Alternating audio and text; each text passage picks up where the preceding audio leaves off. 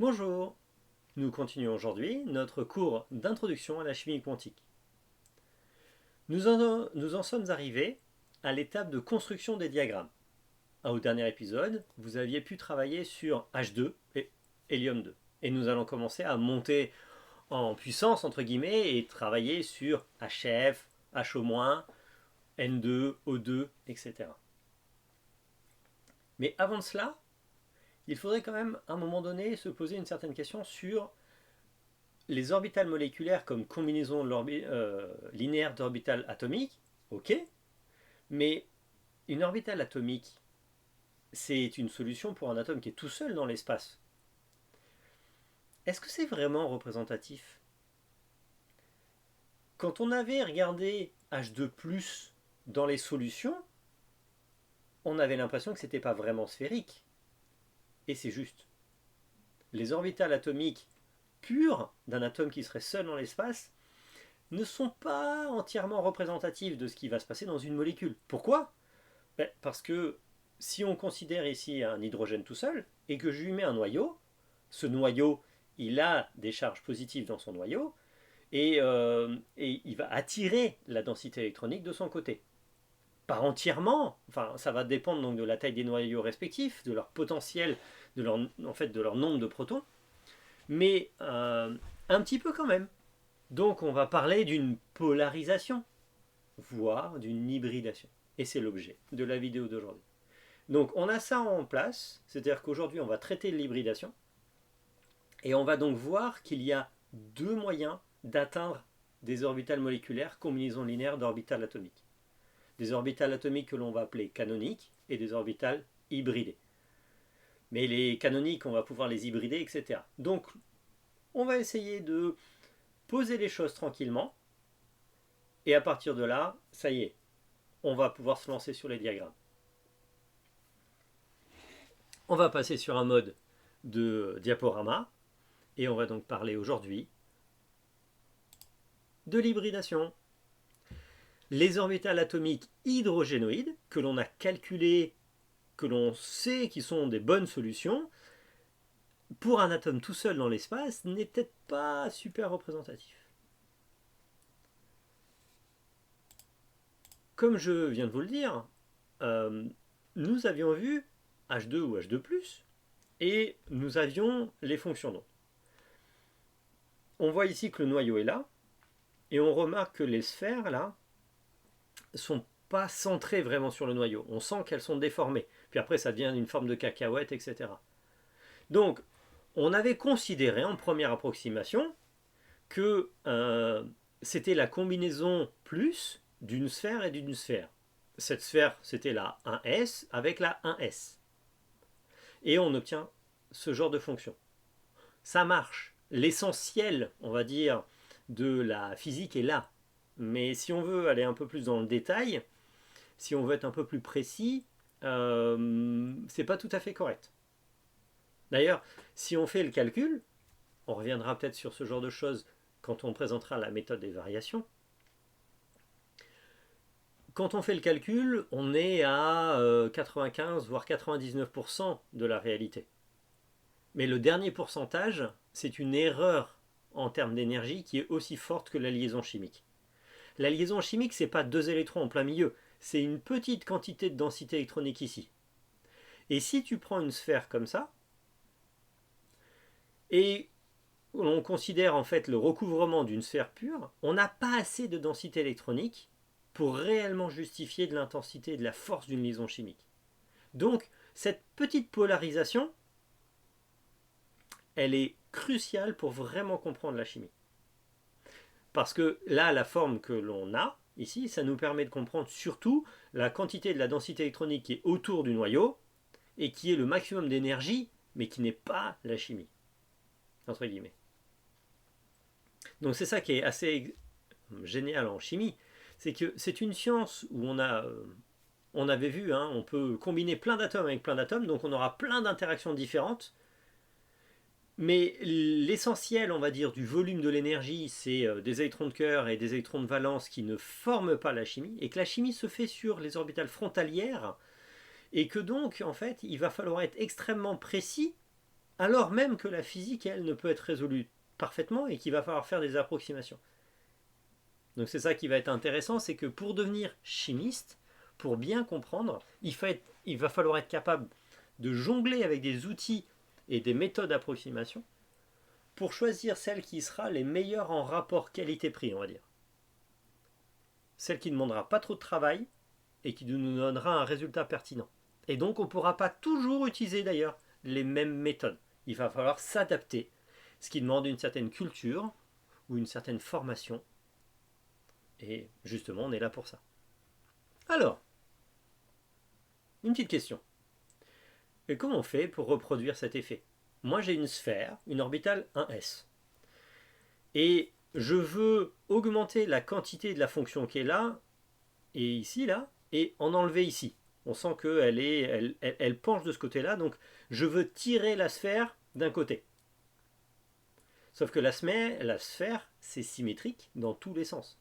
Ça veut dire que je dois casser la symétrie sphérique. Souvent, quand je pose cette question,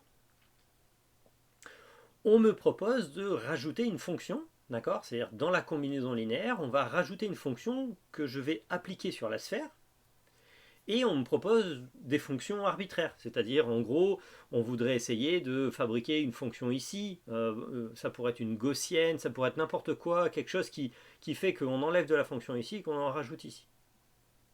Sauf que pour les programmes, le plus simple c'est d'utiliser des fonctions mathématiques qui ont les mêmes formes, on va dire, ou qui sont déjà codées, c'est-à-dire déjà implémentées dans le programme. Et la fonction qui nous intéresse ici, ce serait une orbitale 2pz, si on considère l'axe z internucléaire. C'est-à-dire que à cette fonction sphérique, je vais lui rajouter un caractère 2p, dans ce sens ou dans l'autre sens, pour que le gris et le gris se renforcent, et que le gris et le blanc, ça rabote, on va dire, la sphère. Donc en gros, le côté ici au centre augmente, et là ici ça diminue. J'essaie de vous le dessiner parce que en fait j'avais pas la forme parfaite, mais grosso modo, donc en gros on va déformer la sphère, plus gros vers la liaison, plus petit vers l'extérieur. Alors c'est pas 50-50. Vous voyez ici, dans la meilleure combinaison linéaire que l'on ait, on a un coefficient de 1 ici pour 0,1 là. Donc on est plus sur du 99%, 1%. Et encore. Et ça nous permet d'avoir une fonction mathématique qui, elle, se déforme et représente l'effet de polarisation dû à l'attraction de l'autre noyau. Attention, je ne suis pas en train de dire que j'ai la densité électronique dans mon orbitale 2pz. Non. Il n'y a pas d'électrons dans la 2pz pour H2 ou H2+. C'est que je prends la fonction mathématique 2pz, et j'aurais pu prendre n'importe lequel. J'aurais pu prendre la 2px, la 2py, sauf que la 2px et 2py, elles vont pas dans la bonne direction. Et donc, en fait, mathématiquement, elles n'auraient pas apporté l'effet voulu, et en fait, elles n'auraient pas permis d'obtenir la meilleure fonction d'onde. C'est d'ailleurs comme ça que l'ordinateur fonctionne. Je lui laisse un maximum de liberté, et lui, il va trouver les fonctions, les combinaisons linéaires les plus efficaces. Donc là, ici, ce qui se passe, c'est que ma fonction 1s n'est pas représentative de la réalité. La fonction correcte, c'est une 1s déformée. Par quoi? Je vais chercher un outil mathématique qui correspond. Ça s'appelle une fonction de polarisation. Cet effet de mélange entre S et P, on peut le retrouver plus intense encore quand il s'agit cette fois-ci d'orbitales S et P de la même couche. Donc là ici, j'imagine donc toujours un système où il y a deux atomes. Sur l'atome de gauche, on a des S et des P, et sur l'atome de droite, des S et des P. On va considérer qu'à droite, il y a juste une P. Par contre, elle a une symétrie axiale qui pointe vers l'autre atome, et là, on a autant la 2S que la 2P qui pointent dans la bonne direction, qui peuvent se mélanger. C'est-à-dire que cette orbitale-là et cette orbitale-là peuvent se mélanger avec celle-ci. D'où, indirectement, celle-ci et celle-ci peuvent se mélanger. Si S et P peuvent se mélanger entre guillemets pour fabriquer quelque chose qui va être encore plus liant ou moins liant, on va parler d'une hybridation entre une S et une P. Alors, vous allez prendre cet orbital S, vous mettez cet orbital P sur l'orbital S, vous faites la combinaison plus et moins. La combinaison plus va renforcer le lobe blanc. La combinaison moins va renforcer le lobe gris. Donc en fait, ce que j'ai fait d'ailleurs, ce serait plutôt la 2P moins la 2S.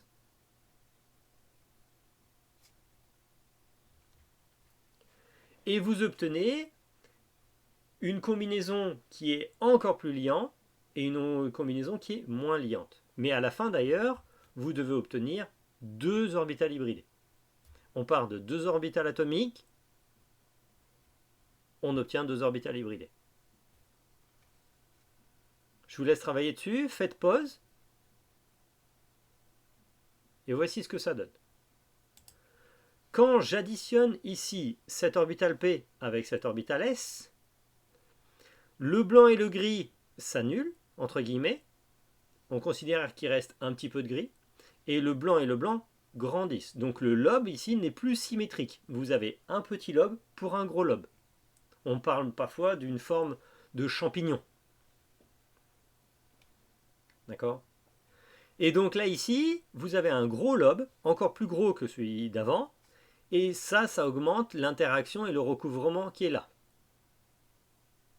Dans la combinaison moins, nous avons en fait ici le ça qui sera en gris, qui devient encore plus gris à l'extérieur, et ça reste liant, mais le lobe blanc qui est au milieu est plus petit, et donc ça diminue le recouvrement. Donc soit vous avez cette combinaison-là, SP et SS, et à la fin, ces deux combinaisons deviennent deux autres combinaisons. Et on ne peut pas faire un mélange. C'est-à-dire que vous ne pouvez pas dire, bah tiens, des 4, j'en prends 2 au hasard. Soit vous preniez la ligne d'en haut, soit vous prenez la ligne d'en bas. En haut, ici, il n'y a pas de mélange et les orbitales sont pures. On les dit canoniques, comme dans un canon de beauté, c'est-à-dire qui respecte les règles originelles, etc. Donc là, ici, quand on prend des orbitales atomiques pures, on va considérer qu'on est sur des orbitales canoniques. Et quand je décide d'utiliser des orbitales hybridées parce que je sais qu'elles pointent dans la même direction, je vais parler d'orbitales hybridées. Et ici, on va la noter SP parce qu'en fait, il y a une S avec une P. D'accord ? Donc ce serait comme si on l'écrivait S1, P1. Et on oublie de noter le 1. Alors, l'hybridation est quelque part l'idée de la polarisation, mais poussée un peu plus à l'extrême, entre guillemets. C'est-à-dire que les interactions sigma, la sphère pure, elle sera polarisée. Et comme l'orbital P est en interaction avec cette même orbitale, effectivement, on sent que cette orbitale P et cette S vont se polariser, se mélanger, et donc l'hybride est quelque chose qui est censé. Mais c'est surtout quelque chose qui complète tout à fait la théorie VSEPR ou la méthode VSEPR. Donc VSEPR pour Valence Shell Electron Pair Repulsion, c'est-à-dire la répulsion entre les paires électroniques, c'est une méthode qualitative très rapide qui nous permet de savoir la géométrie et donc maintenant aussi l'hybridation et le diagramme des orbitales moléculaires facilement. Alors, avec la méthode VSEPR, comment ça marche ? Pour certains, c'est déjà acquis, pour d'autres, pas tout à fait. Donc j'en profite, je fais un petit rappel. Si vous n'aviez jamais compris encore VSEPR, eh bien qu'à cela ne tienne, on réessaye encore. 1. On dessine une formule développée. C'est un point important. Vous devez vous baser sur une formule développée. 2, vous allez compter le nombre d'atomes liés pour l'atome étudié. Donc si on dit, et c'est souvent la notation, que A, c'est l'atome que l'on veut. Alors souvent, vous avez l'habitude que A, c'est l'atome central, mais il n'y a pas d'obligation. Vous prenez l'atome que vous voulez, vous l'appelez A. Vous comptez combien il a d'atomes liés à lui. Je ne dis pas le nombre de liaisons, d'accord, parce que là, il peut y avoir justement une erreur. Non, vous comptez combien il a d'atomes auxquels il est lié. Il est lié à 2 atomes. Eh bien, X, d'accord, a un nombre n, 2. Donc ça fera AX2. Et après, vous comptez le nombre de doublés non liants que l'atome A possède. 0, eh ben, ça fera AX2, E0. 1, AX2, E1, etc. À partir de là, de cette notation AXNEM, vous pouvez en déduire la géométrie. Mais vous pouvez aussi en déduire l'hybridation. Le nombre d'orbitales hybridées dont vous avez besoin, c'est n plus m. Si n plus m est égal à 2, ça veut dire, par exemple, ça peut être n est égal à 2, m est égal à 0, ou n est égal à 1 et m est égal à 1. Eh bien, vous aurez besoin de 2 hybrides. Pour cela, on va mélanger une S, une P. On mélangera toujours une S. Si vous avez besoin de 3 orbitales hybrides, vous prendrez une S et 2 P. Si vous avez besoin de 4, une S et 3 P. Si vous avez besoin de plus, c'est étonnant, vous êtes dans de l'hypervalence, d'accord? Et on va laisser ça plus tard dans le cours. On reviendra dessus un peu sur les métaux et l'hypervalence. Donc là ici, on va prendre quelques exemples. Notez, et c'est important, hein, que vous avez toujours besoin d'autant d'OA pur que d'orbitales hybridées. C'est-à-dire que si vous avez besoin de 2 hybrides, vous allez utiliser 2 orbitales pures. Bien. HF, F2, N2, H2O, CO2. Alors, j'aurais pu vous demander de dessiner déjà le diagramme, parce que certains peuvent faire des oublis, notamment si vous oubliez un doublé non liant, vous n'aurez pas la bonne hybridation. Les doublés non liants sont notés comme des 2 points. À partir de là, pour F, N, O, O et C, déterminer la notation en AX, NEN, et donc l'hybridation SP, SP2, SP3. Faites pause, et je corrige de suite. Le fluor a un atome lié à lui et 3 doublés. Donc il est en AX1E3. On a N plus M est égal à 4. On a besoin d'une hybridation SP3. Le fluor dans F2, c'est pareil. Il a toujours un seul voisin, que ce soit F ou H, ça ne changera rien d'ailleurs sur son hybridation. Il a toujours 3 doublés. Donc on est toujours sur AX1E3. Donc SP3. Pour N2, il a un voisin. Oui, il a une triple liaison, mais ça ne compte que pour un voisin. Et il a un doublé, donc il est en AX1E1. Donc 1 plus 1, 2, hybridation SP.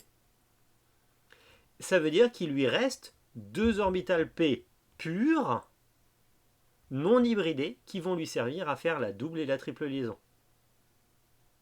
Comprenez? C'est-à-dire qu'ici, quand on va regarder le nombre d'atomes, c'est pour éviter justement de compter des orbitales des insaturations, des doubles et triples liaisons dans les hybridations, alors que l'hybridation en fait nous sert uniquement à fabriquer les doublés non liants et les liaisons sigma. Et que les insaturations s'écrivent à partir d'orbitales non hybridées. Pour H2O, on va considérer 2. Alors on se place pour l'oxygène. Il n'y a pas d'hybridation pour l'hydrogène, hein, en fait. Vous voyez, l'hydrogène, il a toujours qu'un voisin, et c'est toujours avec son orbital S. Donc il n'y a pas d'hybridation pour l'hydrogène. Pour l'hydrogène, dans les calculs, on peut mettre des fonctions de polarisation, hein, pour expliquer un peu la polarisation. Mais là, dans nos diagrammes, on n'en aura pas besoin, et on utilisera uniquement les orbitales S. Donc, pour l'oxygène, deux voisins, deux atomes liés, et deux doublés. AX2, E2. 2 et 2, 4, sp3. Pour CO2, vous pouvez faire donc du VSE pair pour les oxygènes ou le carbone. L'oxygène est lié à un atome, le carbone, et il a deux doublés. AX1, E2. Par contre, le carbone, lui, il est lié à deux atomes et il n'a pas de doublé du tout. Il est AX2, E0. Ce qui nous fait 1 et 2, 3, sp2, et 2 et 0, 2, sp. Donc là, ici, dans notre CO2, on a deux hybridations différentes. Mais il n'y a pas d'obligation d'avoir la même hybridation. D'ailleurs, ils n'ont pas la même géométrie. Le carbone ici dans CO2 est linéaire, alors que l'oxygène ici, en fait, il est sous forme de triangle. C'est-à-dire que les deux doublés se repoussent. Là, moi, dans le schéma, ils se placent comme ça, mais c'est pas juste.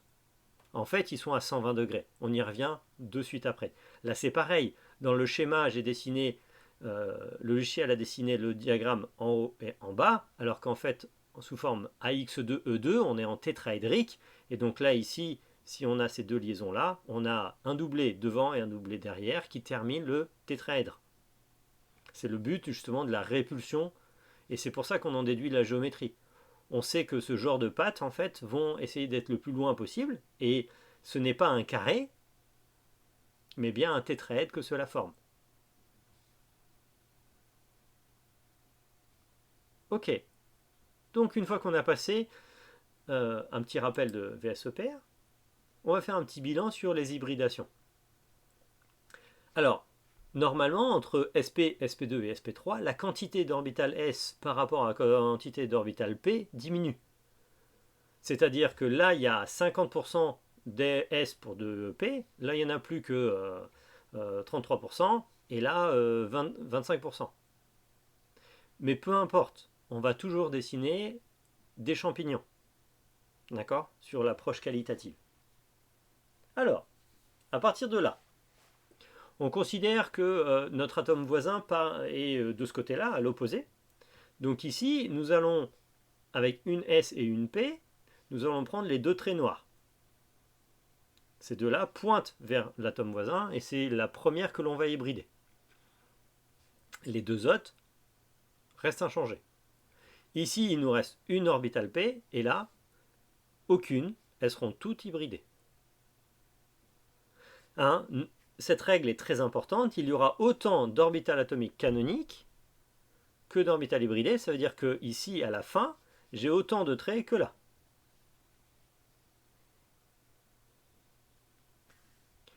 Alors, quand je vais mélanger une orbitale P avec une orbitale S, qu'est-ce que ça va donner? Dans quelle direction elles vont pointer?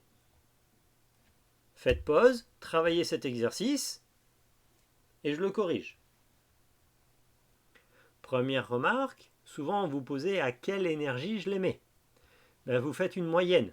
Si là vous avez une S pour une P, vous serez à la moitié. Si là vous êtes à 2P pour une S, vous serez aux 2 tiers. Et là ici vous avez une S pour 3P, vous serez aux 3 quarts. Vers le haut. Plus il y a de P, plus l'énergie de l'hybride monte et se rapproche des orbitales P.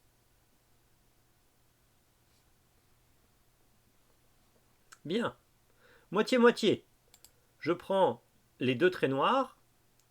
Ça m'amène vers une hybride qui va être encore plus noire, c'est-à-dire encore plus dans la direction de l'autre atome, et une qui sera à l'opposé.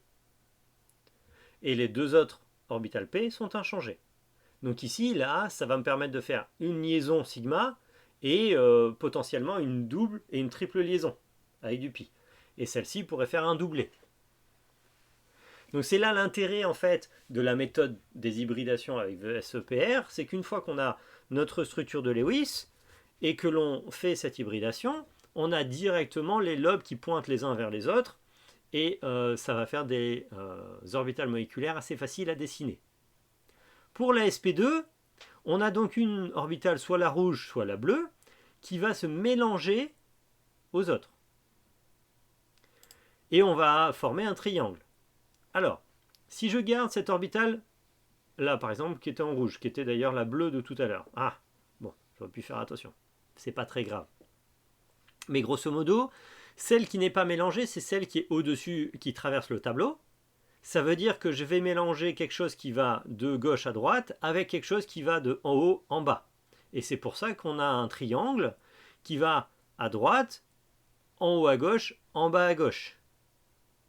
Si jamais j'avais considéré, par exemple, j'avais laissé cette orbitale là, ben mon triangle, il irait devant, derrière, et non pas en haut, en bas. C'est-à-dire que vous prenez celui-ci, vous le tournez à 90 pour avoir B devant vous et C derrière le tableau. C'est aussi possible. Et dans ce cas-là, vous avez la bonne orbitale P qui correspond, c'est-à-dire plus celle-ci, mais celle-ci. Si vous m'avez proposé ça, aucun problème. La réponse est valide. Ce qui m'intéresse, c'est que vous avez 3 orbitales SP, dont une pointe dans la direction du voisin, c'est-à-dire A, et la B et la C ici, qui correspondraient à des doublés par exemple, ou des hydrogènes. C'est le genre d'hybridation qu'on retrouve dans un carbone avec une double liaison. Entre les liaisons, nous avons 120 degrés et finalement, c'est la géométrie où ces 3 liaisons sont le plus loin possible. Pour la partie sp3, cette fois-ci, on a une orbitale S qui va partir à gauche et à droite, en haut et en bas, devant, derrière. Et effectivement, ça part en 3 dimensions, donc on a un tétraède qui pointe toujours vers la droite, d'accord? Donc ça, c'est vers la liaison, vers le voisin, direction A. Et après, on a 3 autres orbitales, B, C, D, B, C et D, qui pointent sur les différentes directions du tétraèdre. Là, normalement, si on considère donc nos 2 fragments et que notre autre atome il est dans la direction de A, et bien A, ça va être la liaison sigma et les 3 autres seront, par exemple, des doublés non liants. Bien. Nous avons ici 2 méthodes pour obtenir des orbitales moléculaires, combinaisons linéaires d'orbitales atomiques. 2 écoles, voire même 2 chapelles. Il y a une grosse guéguerre, il y a eu de grosses guéguerres. La première, celle que je viens de vous développer, se base sur une formule développée de Lewis. Elle utilise VSEPR et en fait on appelle ça la méthode de la liaison de valence ou valence bond. Et généralement on dit des orbitales hybridées. Mais c'est un peu abusif parce que vous allez voir que dans l'autre méthode on peut aussi hybrider. Mais voilà. Comment ça marche? Je dessine une structure développée. J'en déduis le nombre de liaisons, la géométrie, l'hybridation. Donc, je vais commencer mon diagramme avec des orbitales qui sont déjà hybridées. C'est-à-dire, avant de commencer le diagramme, j'ai déjà orienté mes hybridations pour avoir les plus grands recouvrements. C'est-à-dire que je pointe directement des gros lobes vers les différents atomes. Mes liaisons sigma seront encore plus fortes, etc. Et donc, c'est un travail a priori, donc antériori. C'est-à-dire, en fait, on a orienté la réponse. C'est un modèle qui est explicatif, mais qui est peu prédictif, parce qu'en réalité, tu as besoin de savoir la réponse. Tu as besoin de la formule développée, et tu as besoin d'être sûr qu'elle marche. C'est-à-dire que quand ta formule développée, elle est correcte, alors ton diagramme, il sera correct. Si ta formule développée, elle n'est pas correcte, eh ben dans ce cas-là, ton diagramme, il ne pourra pas être correct. Puisque, en fait, tu vas utiliser une hybridation qui va faire que ton diagramme correspond à ta formule développée, et si elle n'est pas bonne, c'est pas bon. C'est facile à faire, mais c'est problématique parfois. Alors peut-être vous dites, mais comment ça, une formule développée qui ne serait pas correcte? Eh bien, on va voir. des petites molécules, même comme O2 par exemple, il y a de fortes chances que la formule développée que vous allez écrire ne soit pas la bonne. Des systèmes résonants, par exemple, aussi, s'écrivent assez mal avec certains systèmes d'hybridation.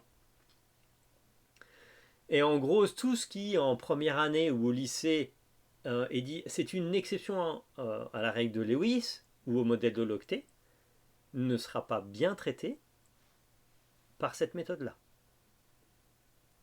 Par contre, quand ça marche bien, ben c'est facile à faire, vous allez voir. Les liaisons covalentes sont bien localisées, les doublés sont visibles et clairs, et en fait, généralement, ceux qui comprennent bien cette méthode, après, arrivent à faire beaucoup de diagrammes. Le problème, c'est que par contre, il n'est pas du tout adapté à tout ce qui est excitation, ionisation. C'est-à-dire que quand tu arraches des électrons ou quand tu excites, euh, ton hybridation change, donc tu dois refaire un diagramme.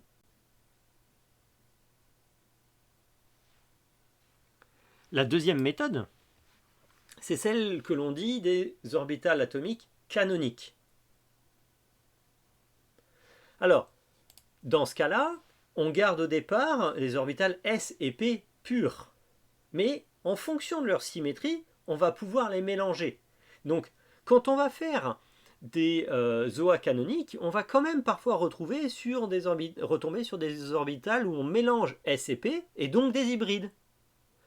Mais la différence, c'est qu'il se fait a posteriori. C'est-à-dire qu'on n'arrive pas avec une hybridation déjà faite, on place les orbitales pures, et en fonction de l'énergie, de la géométrie, et donc des propriétés de symétrie, je vais les mélanger ou pas, et ça peut changer des choses. Ça semble anodin comme petite différence, mais honnêtement, et on va le voir avec O2, ça change des choses. C'est lié à la symétrie, donc il faut avoir honnêtement une meilleure vision dans l'espace, ou en tout cas avoir bien compris les orbitales atomiques dans l'espace, les directions, pour arriver à ne pas se tromper du premier coup. Ici, nous, le but, ça va être justement d'enchaîner des diagrammes moléculaires pour pouvoir se tromper plusieurs fois et apprendre.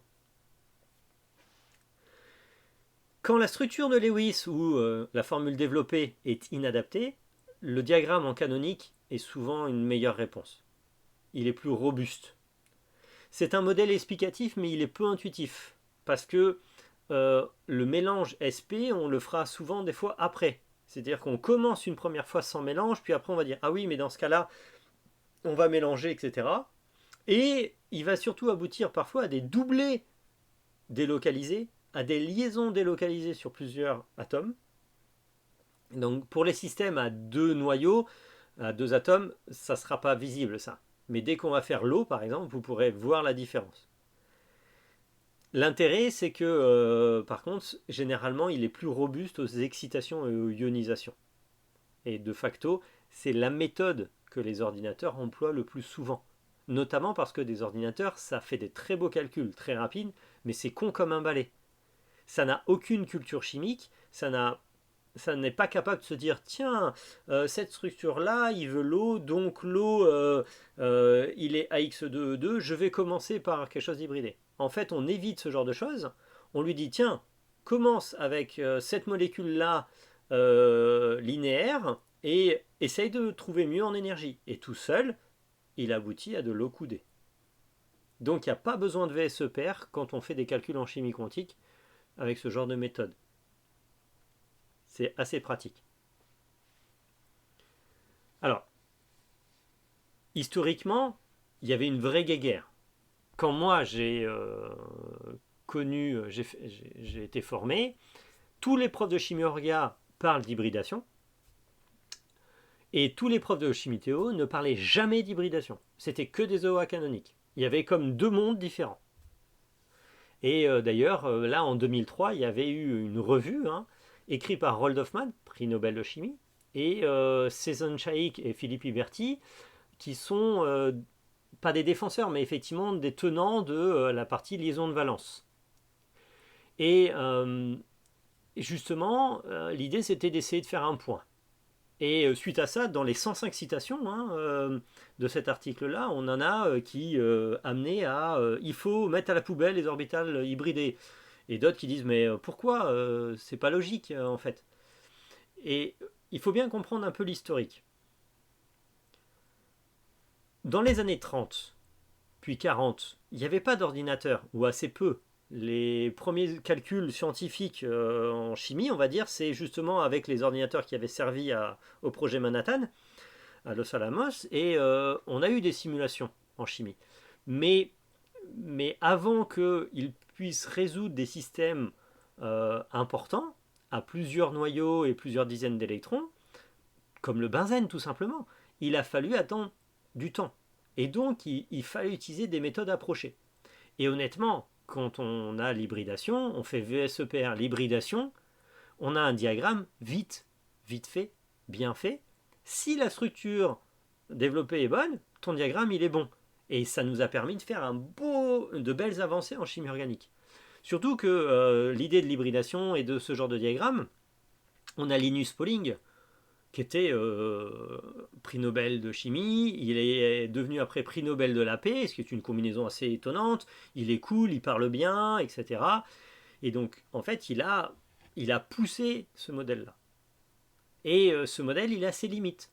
Donc, dans les années 80, et notamment ce qu'a démontré Hoffman, c'est les méthodes de OM-CLOA canonique permettent d'aller plus loin sur certaines réactions, sur certaines spécificités, et ils sont plus généralisés. Et d'où tous les théoriciens, à partir de là, ont commencé à défendre, enfin, beaucoup de théoriciens ont commencé à défendre, et il y a eu la mode, l'école hoffmannienne. Et voilà, mon directeur de thèse, le directeur de thèse, mon directeur de thèse, mes directeurs de postdoc ont fait des postdocs chez Roald Hoffmann, et ils étaient plutôt de cette école-là. Et c'est là où il y avait, entre guillemets, cette guéguerre. Mais c'était... Le modèle canonique n'est pas parfait non plus. Il est plus général, mais il a ses défauts. Donc on a deux approximations qui sont subtiles mais différentes et qui peuvent aboutir à des résultats différents. Et je suis assez d'accord, suite à ce débat, il y en a plusieurs qui ont dit ce qu'il faudrait dire, c'est la vérité aux étudiants. C'est leur expliquer pourquoi. C'est qu'un étudiant qui va arriver après en licence se doit d'être capable de pouvoir jongler avec les bonnes approximations. C'est, comme je vous ai dit, le rapport qualité-prix.